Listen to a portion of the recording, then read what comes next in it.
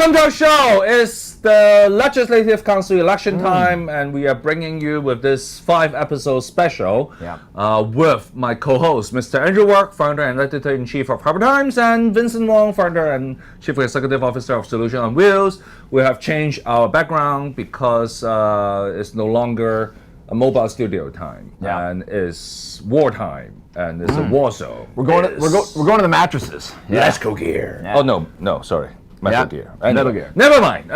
If you haven't watched our first episode on the analysis of the Hong Kong Island geographical constituency election, I urge you to watch it before this episode because this episode is related to that one. The Hong Kong Island used to have 7 seats. Yep. I mean, 2012. This time, because of the shrinking population, they only have 6 seats. 6 seats, and the seats goes to what we're going to talk about today. We're going to talk about Kowloon West. Okay, Kowloon West Okay.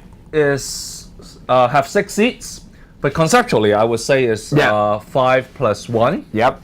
Because I think the 5 incumbents are rather safe. Are quite safe. I mean, you know, we talked about... Who are they?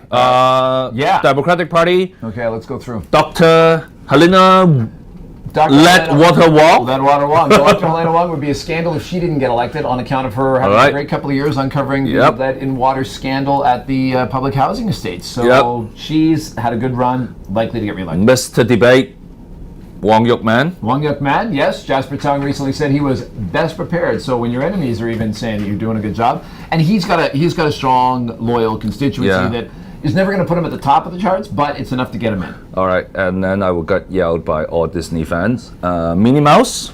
Minnie Mouse? Yes. Who do we call Minnie Mouse? Leung Mei Fun. Leung Mei Fun? Priscilla. Priscilla Leung. How does the Queen of Rats? Queen of Rats, the Queen of Rats, okay, let's say that.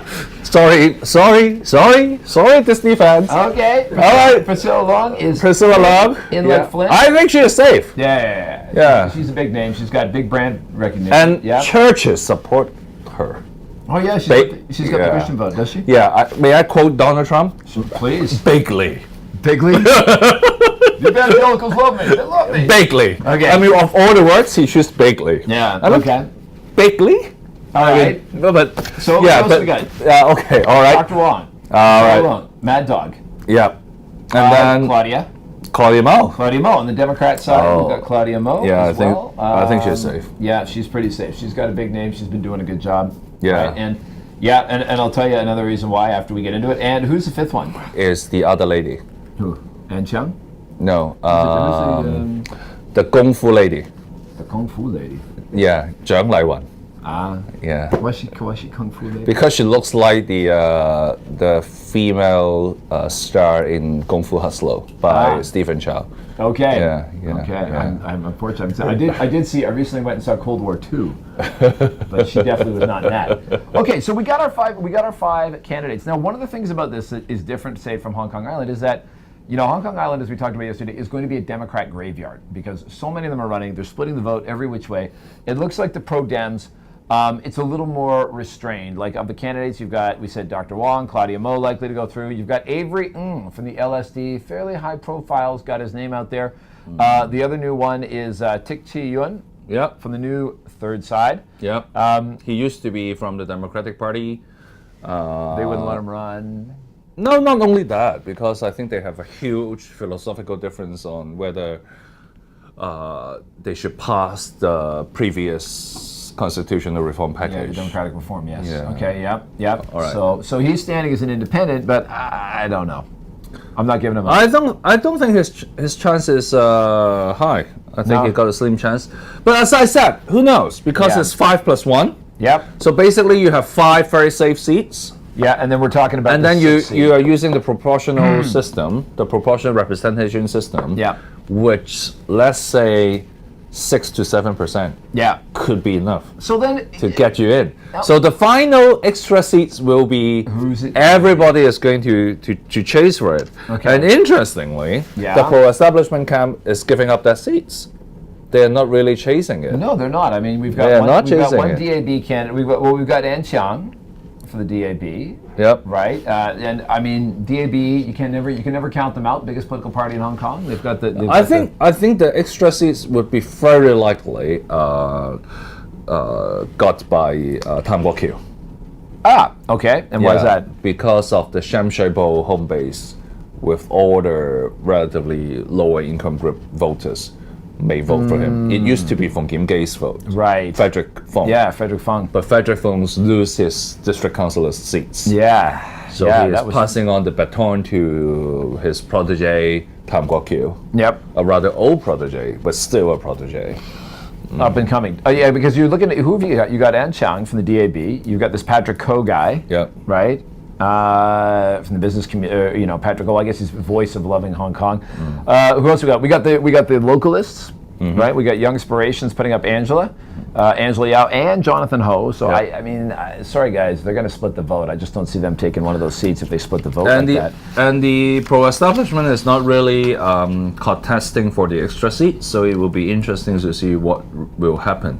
Well, except for Lam Yilai, right? I mean the Lam Yilai, the Trump of Kowloon West. Yeah. I mean, famous mostly for, some of you might have heard of her because she was the one that said, like, oh, domestic helpers should not get Chinese traditional holidays off because A, families need them to work, and B, her argument was that they're foreigners, so they don't appreciate Chinese holidays, and which led to, like, the EOC. Hey, speaking of people who should be disqualified by the Electoral Affairs Commission, how about somebody that, has put potentially, the EOC's investigated her for racist comments and said the government might be in trouble for the same reason for distributing her materials. But I'm very interested to see what happens in Kowloon West because, the extra seats of Kowloon West will be a thermometer of how voters will respond to the non-establishment camp messages.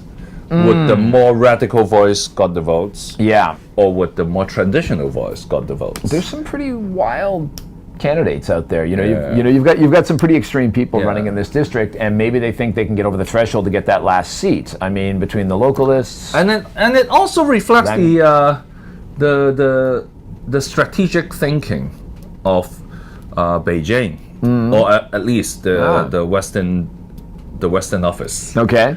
Yeah, because how are they getting into this? Because they used to try to get more budget to groom a new candidates. Right. Especially when there's an extra seats available. Okay. But they're giving up on that. They just don't grab it. They just want to make sure. Yeah. They just want to make sure the existing candidates, which is Zhang Laiwan from DAB, which is Priscilla. No, Priscilla, you got Priscilla. They want Priscilla to go through. Yeah, and basically they want the two ladies to safely go through. Yeah. So I think it's very interesting. Yeah, it's very interesting. It's very interesting that they actually the way they approach Kowloon West reveals that actually Beijing took a very conservative view. Yeah. No risk taking. No risk taking for this legislative council election. Interesting. So I think that's important too. By taking a conservative stance, it could also let us to think about what will happen during the chief executive election. You see? You think they might play it safe? They might play it safe, and by playing it safe, it could mean CY Leung to continue, or it could mean the other way around. I just get a very safe people, not controversial candidates as well. So it will be interesting to see what happened in Kowloon West. Does the conservative approach taken by the pro-establishment camp works? Would they still lose seats, or would Priscilla and Anjiang are going to grab the votes? Take 2 seats there. So take 2 seats for sure. But do they got the same number of votes? That will be interesting. It will be interesting. So I guess to wrap up, we think we've got 5 that we're pretty certain about, and especially when we contrast it with the previous video, which if you follow our Facebook, you won't miss any of these. Hint. And with that 6th seat, we've got a lot more kind of wacky candidates than Hong Kong Island, ranging from anti-domestic helper Lam Yilai to a PolyU professor who got busted for illegally selling fish balls at Chinese New Year, Lao Shulai. Mad Dog, even though he's got a safe seat, but I mean, there's a lot of more wild cards. So that 6th seat could be anybody's seat. We'll see what happens in Kowloon West. Okay, very good work by Mr. Andrew Work. Hey, we're always looking for solutions at Hong Kong Solutions on Wheels. All right. Cheers. See you in the 3rd episode. Yeah.